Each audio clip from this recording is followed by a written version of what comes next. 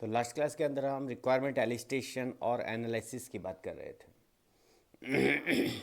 Requirement एलिस्टेशन हमने कहा था this is just requirement discovery. Requirement को निकालना, बेसिकली एलिसिट करना होता है, खोदना, चीज़ों को निकाल के जितना हम सामने वाले से पूछ कर चीज़ों को जितना अंडरस्टैंड कर सकते हैं। देखिए, इस पर एक छोटा सा एग्जाम्पल मैं आपको देता हूँ। मैंने अपने लाइफ का पहला प्रोजेक्ट बनाया था, वो मेरा प्रोजेक्ट था white board application. Good evening Sunita ji. मेरा पहला प्रोजेक्ट था वाइट बोर्ड एप्लीकेशन, जावा के अंदर था, आरएमआई को यूज में लेना था। कुछ इस तरीके का प्रोजेक्ट था कि जैसे मैंने एक बोर्ड बनाया, एक ड्रॉ किया, जितने भी कनेक्टेड पीसी हैं उन सब के ऊपर वो ड्राइंग हो, फिर सामने वाले ने कुछ ड्रॉ किया तो वो फिर सबके पीसी पर हो।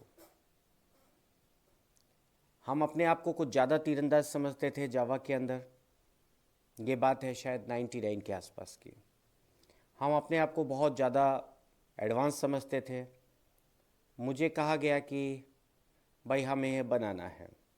हमने बिना कुछ सोचे हुए शायद एक दिन कुछ प्लान किया होगा और धड़ाधड़ टाइप करना, अपनी कोडिंग चालू कर दी। दूसरे दिन मैं लेकर अपने बॉस के पास गया कि सर मैंने ये बनाया है। हालांकि बड़ा प्रोजेक्ट था, लेकिन उन्होंने कहा कि यार इसको और देख ले ज़रा। मैंने कहा हाँ सर ठीक है। मैं फिर गया और फिर शाम को फिर पहुंच गया, लो सर देख लिया, ये देखो ये बना दिया, देखो सर ये बना दिया। ऐसे मतलब मैंने उनको दुखी कर दिया लिटरली। डेली 4-5 दिन में मैं उनके पास सुबह शाम लेके पहुंच जाता था और वो मुझे कहते थे यार एक बार इसको स्टडी कर ले, एक बार इसको समझ ले। लेकिन मैं उसको डेली ले जाके उनको देता। मुझे लगता था कि यार मैं तो तीरंदाज हूँ, मुझे तो सब पता है। करीब 15-20 दिन के अंदर मैंने उसको शायद 5,000 लाइन का कोड लिख दिया था। बात बहुत पुरानी हो गई इसलिए एग्जैक्ट चीज़ें तो मैं भूल गया।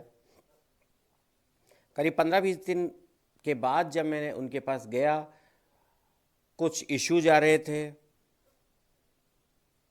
तो मैंने उनसे कहा कि सर इसमें ये दिक्कत आ रही है। उन्होंने मुझे बताया कि यार ये देखिए, तूने देखा क्या? मैंने कहा नहीं देखा। मैंने जाके वापस से किया। अगले 6-7 दिन मुझे उस 5,000 लाइन के कोड को 2,500 में कन्वर्ट करना पड़ा। क्यों? क्योंकि मैंने उसकी रिक्वायरमेंट को एलिसिट नहीं किया था। मैंने डायरेक्ट जाकर अपनी कोडिंग स्टार्ट कर दी। मुझे क्या करना था? मुझे इस रिक्वायरमेंट को पूरी तरह से समझना था। रिक्वायरमेंट को समझने के बाद मुझे डिजाइन तैयार करना था कि ये काम होगा कैसे। ना तो मैंने ये समझा कि मुझे एग्जैक्टली क्या क्या करना है। अब क्या हुआ, एक काम हुआ, फिर दूसरा किया, फिर तीसरा किया, इन सब के बीच में कोई कॉम्बिनेशन नहीं था। और जैसे हम इंटीग्रेशन करते जा रहे थे वैसे वैसे उसके अंदर और इश्यूज क्रिएट होते जा रहे थे। तो कहने का मतलब मेरा है कि रिक्वायरमेंट एलिसिटेशन का मतलब होता है रिक्वायरमेंट को डिस्कवर करना या रिक्वायरमेंट को खोद खोद के निकालना। कभी भी जब भी हम कभी काम कर रहे होते हैं, यूजर हमें एक बहुत डेप्थ में नहीं बता पाता है। यूजर हमें एक जनरल चीज़ें बताएगा, एक जनरल आइडिया देगा कि भाई हमें कुछ ऐसा सॉफ्टवेयर चाहिए जिसमें कि हम अपनी अकाउंटिंग कर सकें। अकाउंटिंग में हम ये चाहते हैं साहब हमारी फाइनेंशियल अकाउंटिंग कर सके। आप पूछेंगे फाइनेंशियल अकाउंटिंग में क्या क्या चाहिए? ज़्यादा कुछ नहीं, हमें लेजर्स बनाने हैं, हमें सपोज बैलेंस शीट बनानी है, ट्रायल बैलेंस बनाना है, P&L बनाना है। इसके बाद में अब आपको क्या करना पड़ेगा? उससे खोद खोद के चीज़ें और निकालनी पड़ेगी, है ना? कि भाई क्या आप बिल भी इसी में बनाना चाहते हैं? कि हाँ साहब। तो फिर जब आप इस पे बनाएंगे तो आपका गुड्स जो आ रहे हैं, जो माल आपके यहाँ आ रहा है, जो आप सेल कर रहे हैं, उसको भी एंट्री रखनी पड़ेगी। हाँ साहब, वो भी रखनी तो पड़ेगी। तो वो आपको सोच सोच के उसके सामने से चीज़ें निकलवानी पड़ेगी। उससे हम कहते हैं रिक्वायरमेंट डिस्कवरी या रिक्वायरमेंट एलिस्टेशन। ये हम लास्ट क्लास में बात कर रहे थे। इसी के साथ जब लास्ट क्लास में हम बात कर रहे थे, हमने कहा था कि इसके अंदर कौन कौन से लोग इन्वॉल्व होंगे। हमने कहा जितने भी स्टेक होल्डर्स हैं सब इसके अंदर इन्वॉल्व हो सकते हैं। ठीक है, as per are requirement definitely. कोई जरूरी नहीं कि सारे लोग हो, कोई जरूरी नहीं कि कोई नहीं हो। ये टोटली डिपेंड करता है कि हमें रिक्वायरमेंट किस किस से लेनी है। अननेसेसरली ज़्यादा लोगों को भी नहीं करना चाहिए, और गलती से ऐसा भी नहीं होना चाहिए कि हम किसी इम्पॉर्टेंट पर्सन को, जो कि उससे रिलेटेड इम्पॉर्टेंट इंफॉर्मेशन रख रहा है, उसको हम अवॉइड कर दें। अगर ऐसा होगा तो शायद हमारा जो सिस्टम है वो काम के काबिल नहीं रहेगा, हम उसे प्रॉपर तरीके से डिजाइन नहीं कर पाएंगे, क्योंकि जब तक हमारी रिक्वायरमेंट प्रॉपर नहीं आएगी तब तक हमारे डिजाइनिंग में प्रॉब्लम आएगी। अगर आपने रिक्वायरमेंट आपकी थोड़ी सी भी कमज़ोर तरह से डिफाइन कर दी, उसको जब आप डिज़ाइन में कन्वर्ट करेंगे तो डिज़ाइन प्रॉपर आपका नहीं बन पाएगा, और डिज़ाइन जब प्रॉपर नहीं बनेगा तो आगे भी आपको दिक्कत आएगी। इसलिए रिक्वायरमेंट एलिस्ट्रेशन एक बहुत ही इंपॉर्टेंट रोल प्ले करता है। हमने कहा रिक्वायरमेंट एनालिसिस में क्या क्या प्रॉब्लम्स हैं, रिक्वायरमेंट एनालिसिस की क्या क्या प्रॉब्लम्स हैं। यहाँ पर शायद हम थे लास्ट क्लास में, जो हमने छोड़ा था।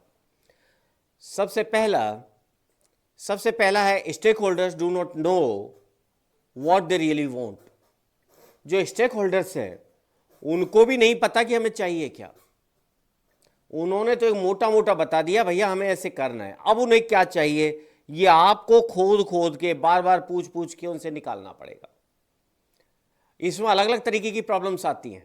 हो सकता है कभी आपका कोई स्टेक होल्डर इरिटेट होने लग जाए, कोई क्वेश्चन से परेशान हो जाए, तो हमें उस लेवल का माहौल बनाना होता है कि भाई एक बार आप गए, केवल रास्ते में निकल रहे थे, अरे सर बस निकल रहा था, सोचा आपके दर्शन करता चलो या आपके साथ चाय पी चलो।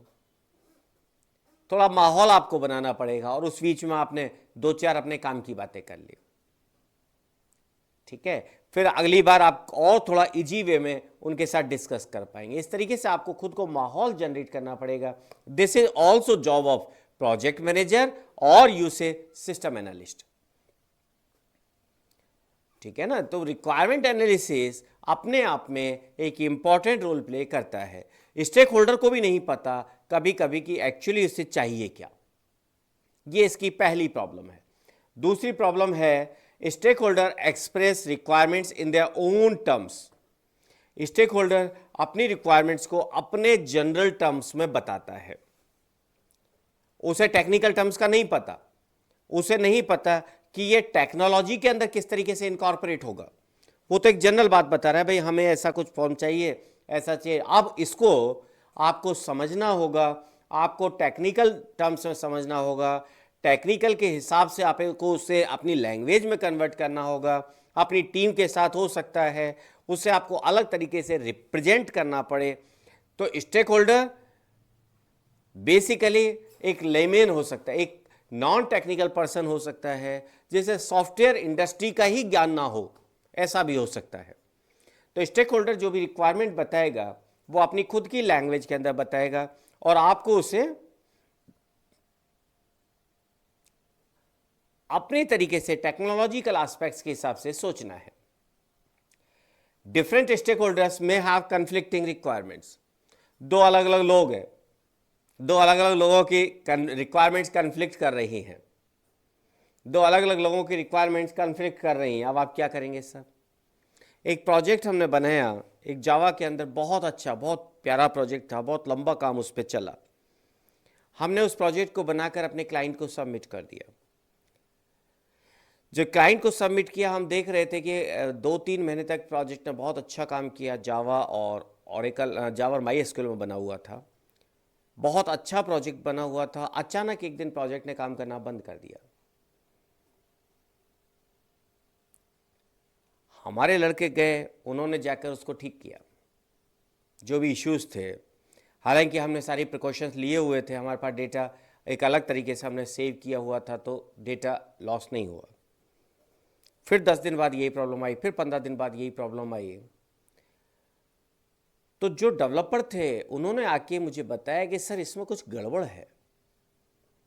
मैंने कहा क्या हुआ? तो उन्होंने बताया सर पता नहीं क्यों डेटा लॉस हो रहा है, पता नहीं क्यों डेटाबेस बार बार क्रैश हो रहा है, कुछ गड़बड़ है सर, इसमें कुछ तो गड़बड़ है, कोई ऐसी चीज़ है जो कि हम भूल गए, या कोई ऐसी चीज़ है जो कि हम सोच नहीं पा रहे हैं। हमने इस पे बहुत सोचा कि यार क्या हो सकता है, क्या हो सकता है। एक दो बार मैं गया स्टाफ के साथ ऐसे ही गपशप मारने के हिसाब से, उधर से निकला, बॉस के पास बैठा, बाकी जो लोग उनके काम कर रहे थे उनसे भी हेलो शेलो करके आया। तो मुझे धीरे धीरे आइडिया हुआ कि ये लोग चाहते ही नहीं है कि प्रोजेक्ट चले, क्योंकि उस प्रोजेक्ट की वजह से जो टीम थी, टीम को कुछ एक्स्ट्रा काम करना पड़ रहा था, कुछ एक्स्ट्रा डेटा को मैनेज करना पड़ रहा था। तो वो चाहते ही नहीं थे। वहां पर दो अलग अलग लोगों की रिक्वायरमेंट्स अलग अलग थी। बॉस तो चाह रहे थे कि ये सारी चीज कंप्यूटराइज हो जाए, और नीचे वाला स्टाफ चाह रहा था यार इनको कंप्यूटराइज करके क्या करना है, बेकार में हमें डेटा एंट्री भी करनी पड़ती है, हमें इसको मैनेज भी करना पड़ता है, ये आए दिन कभी कहते हैं ये दो, कभी कहते हैं ये दो। ये एक फफूंद पाल दी हमारे लिए। अब वो क्या कर रहे थे, वो बार बार उस डेटाबेस में कुछ ना कुछ ऐसा कर रहे थे कि वो डेटाबेस या तो क्रैश हो रहा था या डेटा डिलीट हो रहा था।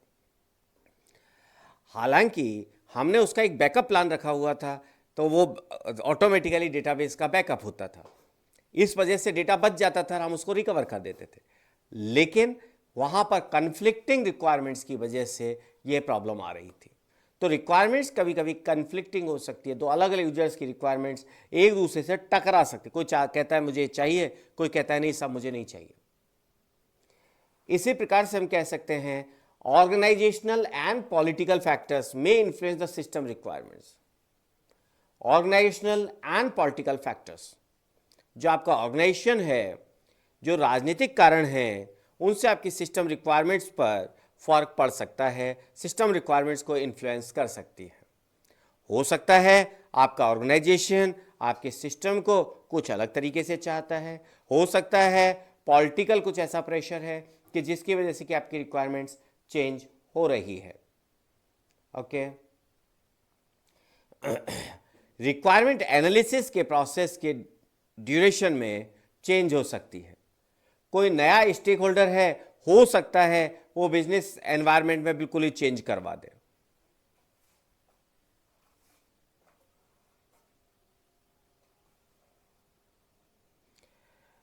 तो किट्टू जी, जब सॉफ्टवेयर काम ही उनकी उस पर कर रहा है लोकल पीसी पर, ऑनलाइन नहीं है, तो हमें उनको राइट्स तो देने ही पड़ेंगे ना। हमने राइट्स तो दिए ही थे ना उनको, क्योंकि जब उन्हीं के पीसी पर काम कर रहा है, ऑनलाइन तो काम कर नहीं रहा है, वरना तो हम यहीं से देख लेते। वो तो एक तरीके से इंटरनेट पर काम करने वाला सिस्टम था, उन्हीं के लोकल नेटवर्क पर काम करने वाला सिस्टम था, वहीं पर सर्वर बना रखा था और वहीं पर हमने सॉफ्टवेयर वेब सर्वर इंस्टॉल किया था, वहीं पर सारी चीज़ें थी।